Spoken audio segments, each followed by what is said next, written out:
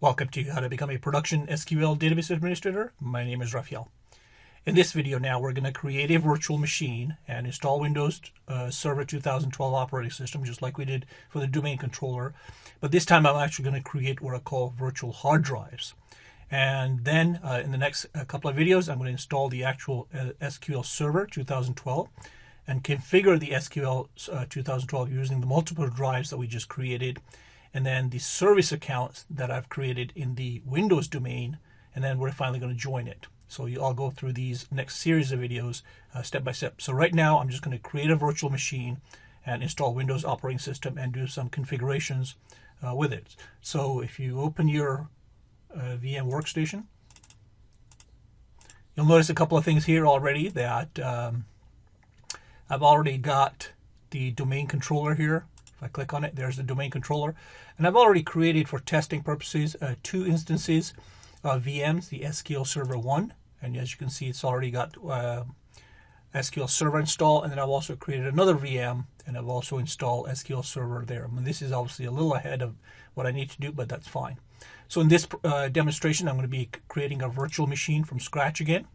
And then I'm going to install the operating system and then install Windows to SQL 2012. And so we'll go with that step right now. I'm not going to spend too much time on this in explaining how to create a virtual machine because it's virtually identical to how we created the domain controller. So I'm just going to be somewhat fast. So if you're somewhat stuck, just look at this previous video of how to create a control domain controller. Again, just go next. It's obviously going to go and point to the ISO file. So just go next. Obviously, this is a evaluation, so just go next. Obviously, I'm going to call it SQL Server 3 since I already have 1 and 2. I'm going to leave it as allocating 60 gigs of hard drive, so just go next. And then I'm going to finish it, and obviously it's going to start by installing the operating system, as you can see. So if I just minimize that, or it's going to take time. So this takes about 10 minutes to install the operating system. And while that's in progress, there's a few configurations that I'm going to have to do and show you here that we have done previously. One thing to note is if I look at the domain controller and SQL1 and SQL2, in a domain environment, they have what's called static IP addresses. And basically, an IP address is a physical address for each computer. Like a house that has a unique address, a computer has a unique address, and we call that IP address. So I've assigned the IP addresses to the domain controller, to SQL Server 1 here, and SQL Server 2, and I'm going to be showing you how to do that in SQL 3. And if you look at some of my screenshots here, you'll notice this is the domain controller, as you can see. And obviously, this is what's referred to as IP addressing. Now, obviously, this is more in reference to networking. And this class is not geared towards networking, so I'm not going to spend too much time in there. But just to point out that when you do create a domain controller or servers, they do need static IP addresses. And again, I'm not going to be spending too much time on there, but just to give you an illustration. So this is the domain controller IP address. And as you can see, I've got one for the server 1 address. And I'll be actually doing that, demonstrating that to you. So as a DBA, you'll understand that it's not, that's why DBAs is a very respectable and well-paid job. It's because you need to know a tremendous amount of technologies. And again, this is something you should briefly know, although it's not going to be part of your duty. So let's just close that. And close that. So while that is installing, let me open my PowerPoint just to illustrate a couple of things here. So as you'll know, I've downloaded VM Workstation 12. I have created a virtual machine and promoted it to a domain controller. And now I'm creating another virtual machine and installing virtual hard drives. And then I'm going to create service accounts. So all these 3 or 4 preceding videos are all coming to the one point of this whole series of videos, and that illustration to illustrate how to install SQL Server on a production environment. This is the entire reason we're doing this. So as you can see, it's a very important concept to understand when you're installing SQL. In my first course, I installed SQL Express Edition, and I just did the defaults, and all the data files and the log files and the NDF files and the system files, they all were located on one single hard drive, and that was drive C. So let me illustrate what I mean by that. If you purchase a single computer, most likely you'll only have one hard drive, drive C.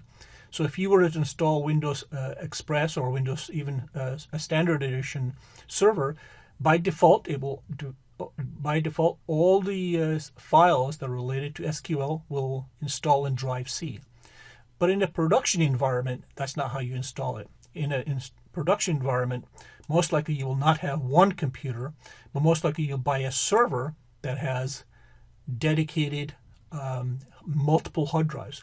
So as you can see, this illustration that I have here, obviously in this particular case, this server has 4 hard drives, as you can see. But obviously in a production environment, you're likely to have many, many more, up to 20, 30, maybe 40, depending on your environment and your budget. But the whole purpose is that when I do install SQL Server, the files associated with it, and I'll be going over that in more detail later, such as the system files, the MDF, which are data files, the LDF files, which are log files, and then the temp database files and the temp log files. All these ideally should be based on separate physical individual drives. And that's the whole idea of this series of videos, as I said, to show you how to install SQL Server in a production environment the proper way. And this is the most proper way you're going to be doing it. And if I look at this one, you'll see SQL installing SQL 2012 files. So the MDF files are MDF files are all the files that contain the data, such as tables and indexing and views and so on. The LDF file is a file that contains all modifications to the database. There's an extra if you want to add none of these two, which is an NDF file, which is an additional file, for example, if you wanted to index. And then obviously you have a temp database with its own data file and log file. And ideally, if you can separate these into physical hard drives, you should also. So each of these files should be on their own drive to gain performance. And that's the essence of when you're installing SQL Server, you have to take this consideration right from the onset. And this is what I call being proactive. When you work for a company, you'll realize that some people who do not have a dedicated DBM, when they install SQL, you'll see that they have installed all these files, most likely either on a single C file or just a couple of files. But ideally in the production, these again should be on separate dedicated files. And this, as I said, is the reason we've gone over these 4 or 5 videos, just to illustrate that. The second thing that you should take in consideration when you're installing SQL Server is the service accounts. SQL Server runs as a service, which means that when the application is running in the background, even though you're not logged on to the server. So if you were to log off on, for example, a regular computer or a laptop, obviously the whole system is shut down. But if you log off a server running as a service, SQL service, then SQL is still running in the background, even though you're logged off. And then we're going to create what's called service accounts for each in the domain controller. And now when you install SQL files again, there's SMS, there's SSMS, SSRS, which is a reporting system, SSIS, which is the integration system, and SSAS, which is the analysis services. These are 4 primary engines, if you will, of SQL. And each, when you install SQL, they should have their own dedicated service accounts, and this is primarily done for security. And so again, this is something that you should take in consideration when you're installing SQL Production Server, the Enterprise Edition, which we are. So all this complexity will become a little more clear as we obviously demonstrate one by one of what we're doing. And I'll be obviously repeating this, but now that you have a kind of an academic understanding of the installation of SQL Server and its files and its allocation to separate drives, you'll get an idea of what we're looking for. So let's look at where we stand here. At this point, it's getting devices ready, so I'll just give it a couple of more seconds and then we can begin. I'm going to actually pause this video right now and then come back when this is ready, and then we'll continue from there. Or let me just look at it now. So again, the other thing is I don't want to run over 18 minutes or 19 minutes. I want to keep it relatively short, within 20 minutes each video. So if I have to do a part 2 for this, then I will. But I hope you understand that the importance of a responsibility of a DBA and the consideration it takes just to install SQL Server. And I think now I've illustrated the importance of those two main areas, that being physical hard drives allocation of files to separate hard drives if feasible, and then creation of service accounts. So actually I'm just going to pause this and come back and we'll take it from there. So I'll see you in a second.